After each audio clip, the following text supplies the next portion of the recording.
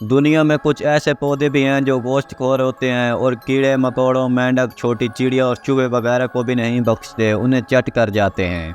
हम ये सुनते आए हैं कि पेड़ पौधे हमारी और दीगर जानवरों की ग़िज़ा हैं, मगर बच्चों, आपको ये जानकर हैरानी होगी कि दुनिया में कुछ ऐसे पौधे भी हैं जो गोश्तखोर होते हैं और कीड़े मकोड़ों, मेंढक, छोटी चिड़िया और चूहे वगैरह को भी नहीं बख्शते, उन्हें चट कर जाते हैं।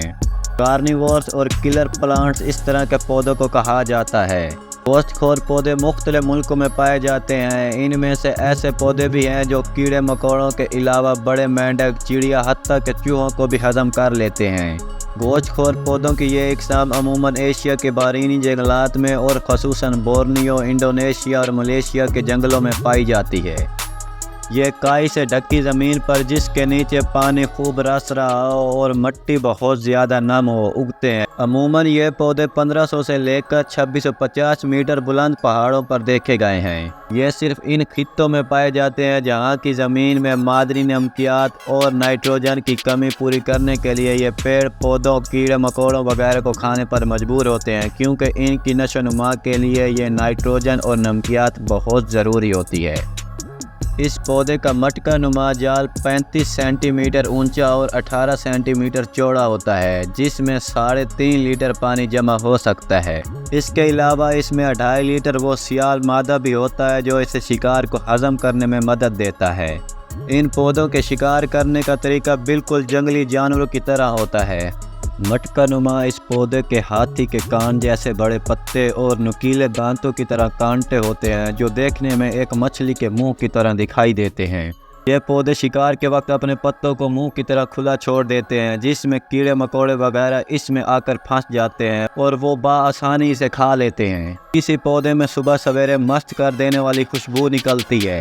इस पौधे के इर्द गिर्द जो भी कीड़ा मकोड़ा गुजरता है वो इस खुशबू से मदहोश हो जाता है। गोश्तखोर पौधा इस मदहोशी के आलम में अपने शिकार को हड़प कर डालता है। अगर कोई छोटा जानवर इस पेड़ के करीब से भी गुजर जाए तो वो उसे झपट कर दबोच लेता है। क्यों बच्चों, है ना हैरान कुन पौधे। बंद कमरा।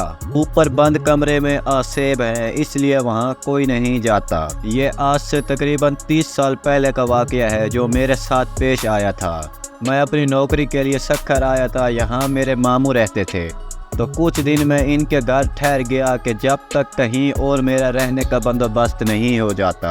मामू जान के घर कई सालों के बाद आया था। बचपन में कभी अम्मा जान के साथ आया करता था। अभी कुछ दिन ही गुजरे थे, नई नई नौकरी थी, मैं इसमें उलझा हुआ था। एक रात में देर से घर लौटा। खाना खाकर मैं अपने कमरे की जानिब बढ़ा तो मुझे ऐसा महसूस हुआ कि ऊपर की जानिब गया हूँ। मेरा कमरा जीने के सामने था और ऊपर एक कमरा था जो बंद पड़ा था। मामू ने मुझे पहले दिन ही वहाँ जाने से मना किया था, क्योंकि ये नहीं बताया था। मैंने भी ज़्यादा ना पूछा, मगर इस वक्त कौन गया होगा वहाँ, ये सोचकर मैं ऊपर चला गया। कमरे के बाहर पहुंचा था कि अंदर से मुझे किसी की हंसने की आवाज़ आई। दिल बुरी तरह धड़का। फितरी तजस्सुस के बहस मैंने दरवाज़ा खोला। अंदर कोई भी नहीं था। मैंने नज़र घुमाकर चारों जानब देखा। कमरा अरसे बंद रहने की वजह से गिर्द आलूदा हो रहा था। आवाज़ों को अपना वहम जानकर मैं पलटने ही लगा था कि मेरी मुमानी ने मुझे पीछे से पुकारा। मैंने चौंक कर देखा। मुझे हैरत भी हुई कि वो कभी सीढ़ियाँ नहीं चढ़ती थी, फिर ऊपर। मगर उन्होंने कहा कि मुझे ऊपर आते देखा तो मेरे पीछे चली आए। मुझसे पूछा तो मैंने बताया कि मुझे लगा कोई यहाँ आया है, देखने चला आया।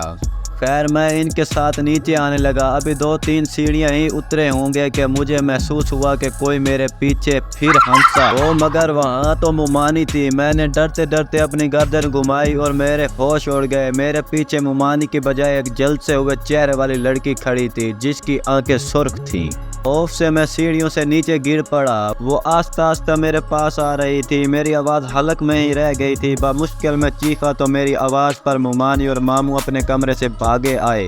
मेरी हालत बहुत गैर हो चुकी थी। मैं नीम बेहोशी में था, मगर मुझे वो लड़की अपने सामने महसूस हो रही थी। मामू शायद समझ चुके थे कि मुझे क्या हुआ है। उन्होंने मुझ पर दम किया और अपने कमरे में ले गए। कुछ दिन बाद जाकर मेरी हालत बेहतर हुई। मैंने उस रात का तमाम हाल कह सुनाया तो मामू ने बताया कि ऊपर बंद कमरे में आसेब है, इसलिए वहाँ कोई नहीं जाता, मगर वो किसी को नुकसान नहीं पहुँचाते। तुमने शायद दरवाज़ा खोला होगा। اس لیے تمہارے ساتھ ایسا ہوا۔ اس کے بعد میں جتنا وقت بھی ان کے گھر رہا کبھی زینے کے پاس بھی نہیں کھڑا ہوا۔ بھکاری۔ ایک بھکاری صدا لگا رہا تھا، صرف 2 روپے کا سوال ہے بابا۔ ایک آدمی نے اس سے پوچھا، صرف 2 روپے ہی کیوں؟ اس پر بھکاری نے بڑی معصومیت سے جواب دیا، میں آدمی کی اوقات دیکھ کر ہی مانگتا ہوں۔